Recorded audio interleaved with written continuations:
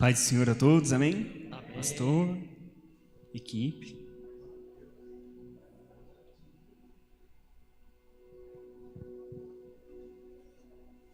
Quero agradecer já a oportunidade por mais uma vez estar falando da palavra do Senhor.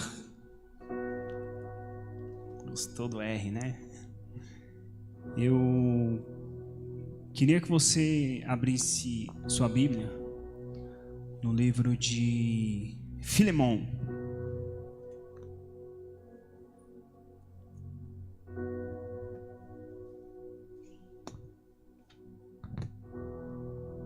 Filemão, se você achar Hebreus, você volta mais um livro e ele está lá.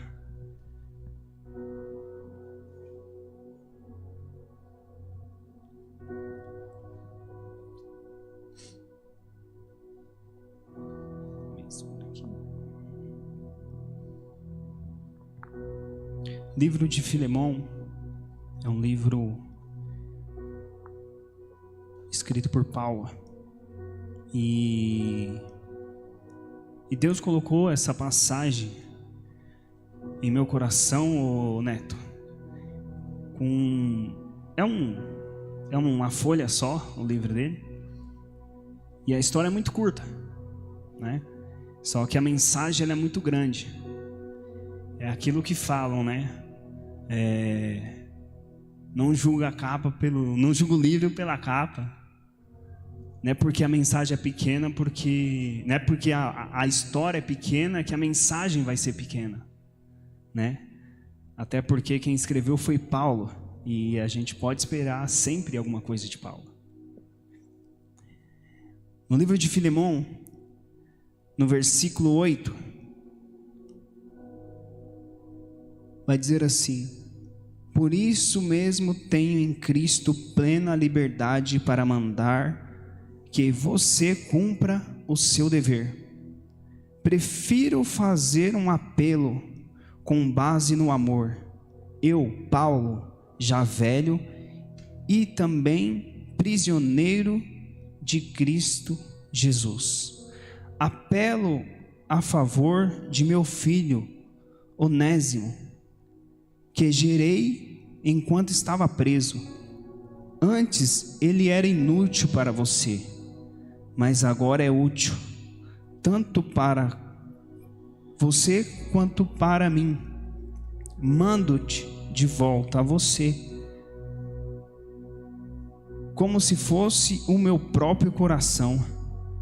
Gostaria de mantê-lo comigo para me ajudar em seu lugar, enquanto estou preso por causa do Evangelho. Mas não quis fazer, enquanto sou prisioneiro mas não quis fazer nada sem a sua permissão, para que qualquer favor que você fizer seja espontâneo e não forçado. Talvez ele tenha sido separado de você por algum tempo, para que você tivesse de volta para sempre, e não mais como um escravo, mas além de escravo, um irmão amado. Para mim, ele é um irmão muito amado, e ainda mais para você, tanto como pessoa como cristão. Assim, se você me considera um companheiro na fé, receba-o como se estivesse recebendo a mim. Se ele te prejudicou ou deve alguma coisa a você, ponha na minha conta. Eu, Paulo, escrevo de próprio punho, eu pagarei. Para não dizer que você me deve a sua própria vida. Sim, irmão, eu gostaria de receber de você algum benefício por estarmos no Senhor. Reanime o meu coração em Cristo. Escrevo certo que você me obedecerá, sabendo que fará ainda mais do que eu lhe peço. Amém?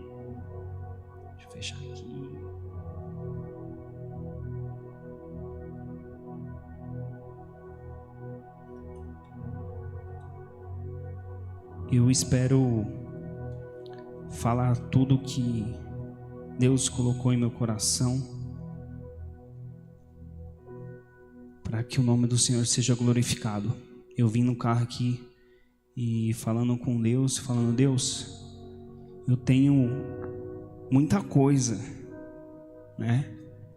Me veio muita coisa, mas eu não consegui gravar tudo, eu não consegui escrever tudo, mas que o Senhor faça a sua vontade, que seja da vontade do Senhor, que tudo, né, coopera para o bem daquele que ama a Deus. Eu procurei até um tema para essa mensagem, mas eu não encontrei, Joaquim.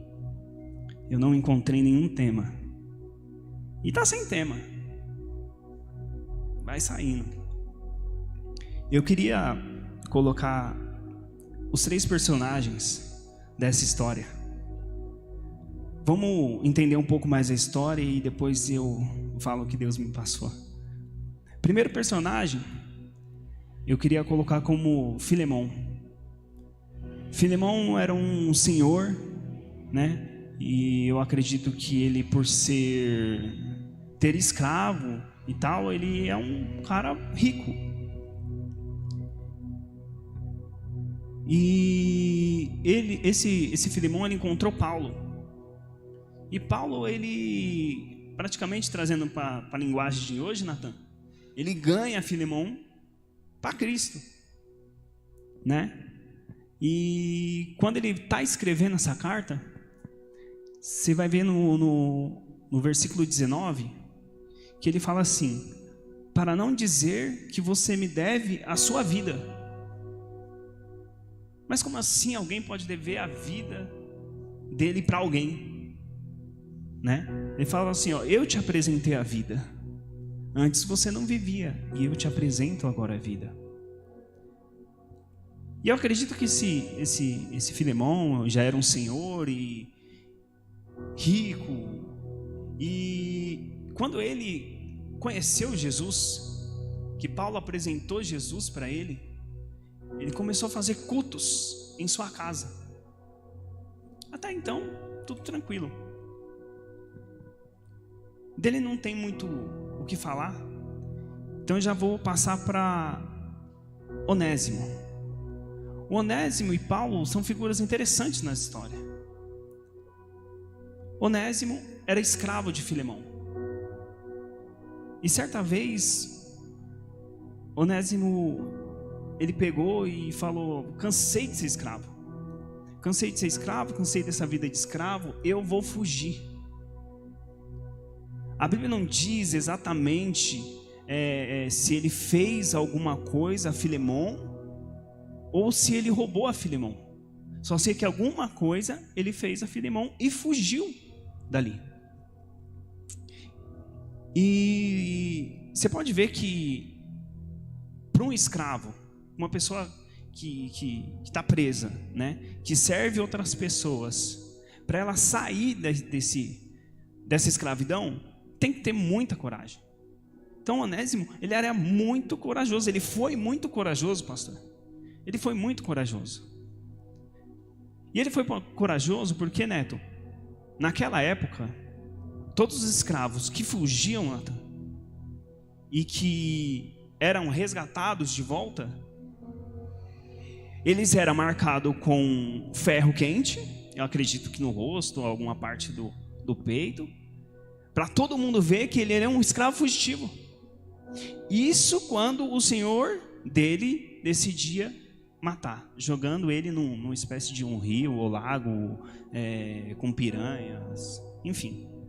E matavam ele dessa forma.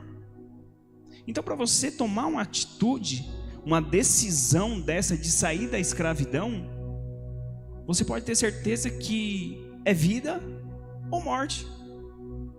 E pela sorte dele, foi vida.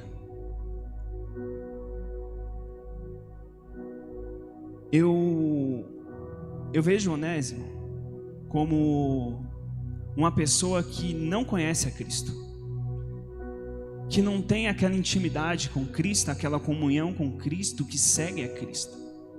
Ou seja, um escravo de hoje em dia. um escravo de todas as formas, de vícios, de mundão, um escravo de todas as formas, como você pode imaginar. E para você que se encontra nessa mesma situação, saiba que você precisa de uma decisão. Você precisa tomar a mesma decisão de Onésimo. Você precisa dessa atitude. Mas espera aí, se eu fugir do meu cativo, vamos dizer assim, é vida ou morte? Sim, é vida ou morte. Mas é uma vida e morte para o bem. Mas como uma morte pode ser para o bem? Vou te explicar. Quando uma pessoa, vou pegar eu. Quando eu não conhecia Cristo, quando eu não sabia nada, nem sabia o que era Espírito Santo, quando eu conheci a Cristo, eu morri. O Dimas morreu. E eu encontrei Jesus. Quando você morre, essa morte aqui, no caso da história, era uma morte física. Só que trazendo para o lado espiritual, eu quero te dizer que se você tomar uma decisão hoje, você vai ter uma morte espiritual. Ou seja, todos os seus costumes, toda essa prisão, tudo isso que te prende, que te agarra e que você fala, não consigo sair, eu não consigo sair. Jesus, ele consegue por você. É muito bom a gente pregar isso, porque a gente viveu isso. A gente passou por isso. Então a gente sabe, Ricardo, o que Deus faz e o que Deus pode fazer. Claro, ele pode fazer muito mais que isso, mas é legal você falar do que Deus fez com você. Isso é muito bom, porque você tem a plena confiança. E eu queria até fazer um desafio. Se você que está aí na sua casa, no seu trabalho, não sei onde você se encontra, no celular, computador, eu queria que você aceitasse esse desafio. Eu sei que você é uma pessoa corajosa, eu sei que você é corajoso, que você quer sair, que você está cansado do mundo, que você está desesperado, mas você não consegue, não encontra forças, pastor, que você quer sair desse cativeiro. Eu te desafio, você vir aqui e outra igreja, não sei, eu te desafio você tomar essa atitude, essa atitude de coragem e falar, eu fugi do pecado, da minha escravidão, e eu estou tomando essa decisão e eu quero ver o que vai acontecer. Eu te desafio, porque eu sei muito bem o que vai acontecer. Eu não sei como vai acontecer, mas o resultado eu sei o que vai acontecer.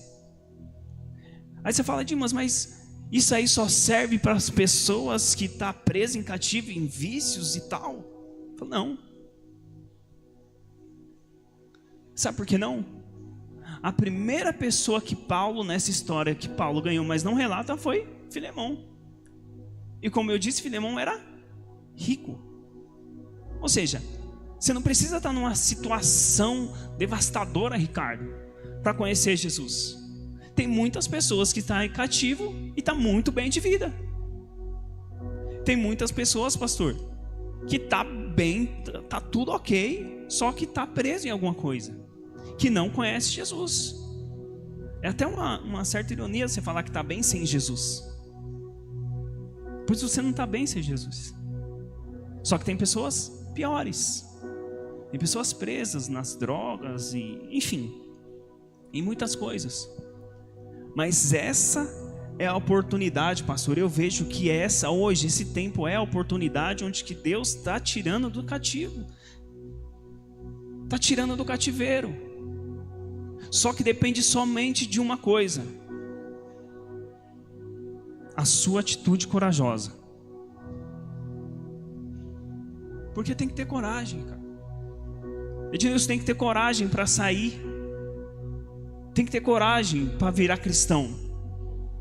Eu não estou falando que você vai ter um mar de rosas, tudo coraçãozinho, não. Que vai chover rosas para você andar, não.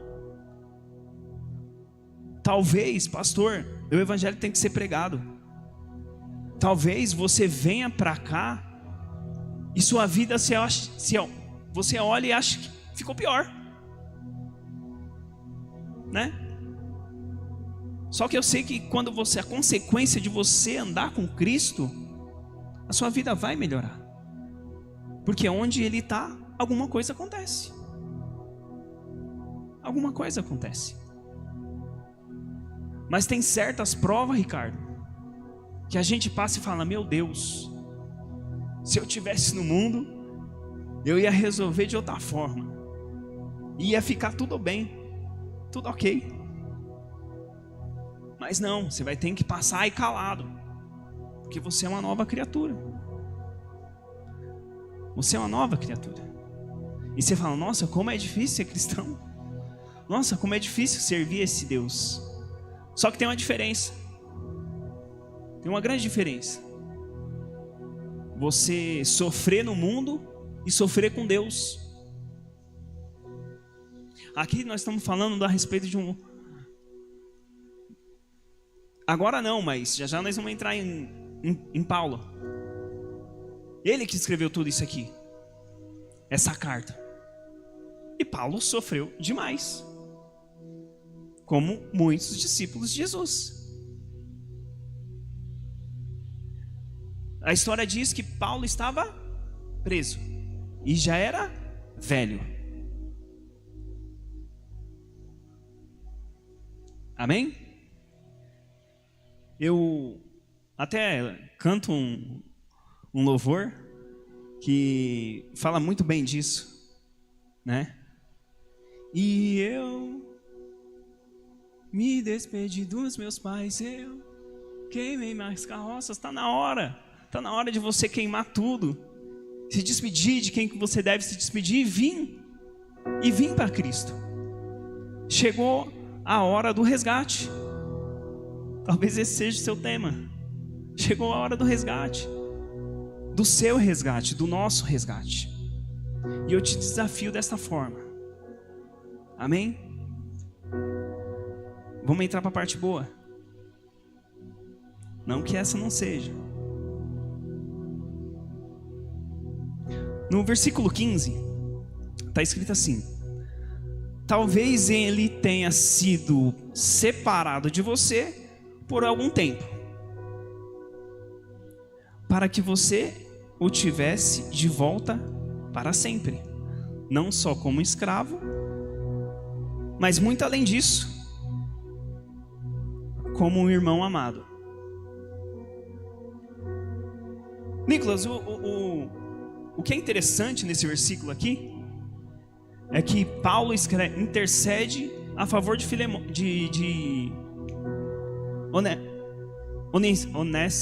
Onésimo. Ele escreve para Filemão a favor de Onésimo. E ele fala assim: talvez você tenha separado, ele tenha separado de você para que ele voltasse para sempre.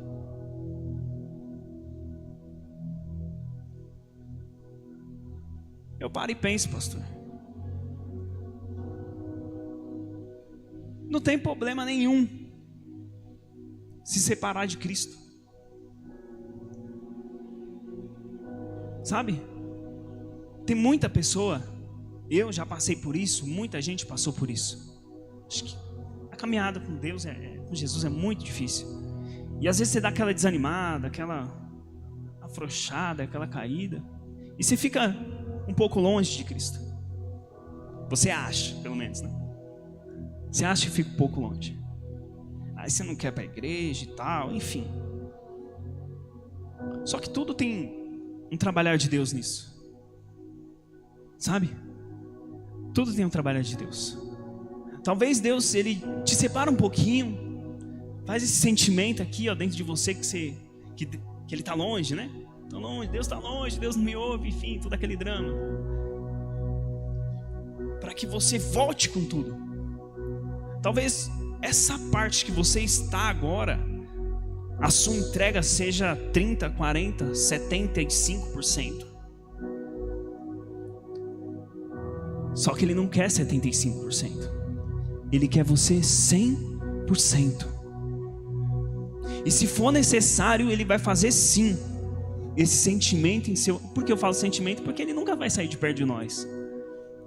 Mas o nosso sentimento é que Ele... Sabe? Que você está longe. Não que Ele saiu, você se afastou. E ele colocou esse sentimento de propósito. Para você voltar, quando você voltar, você falar, não, agora eu vou 100%. Agora eu estou 100%. Aí tem aquela história, a gente fala, mas a Bíblia fala, né? O rapaz sai da igreja, vai lá pro mundão, né? Se suja e tal. Aí você vai falar com ele, sabe o que ele fala, Neto? Tô sujo demais, a Bíblia diz. Aí vira crente, aquele crente abre a Bíblia e fala assim, o Davis, fala assim, mas a Bíblia diz que o Espírito Santo não habita em templo sujo. Aí você pega e fala, realmente, a Bíblia diz isso aí. E agora, né? O que eu vou falar para ele? Preste atenção. O Espírito Santo não habita no templo sujo, certo?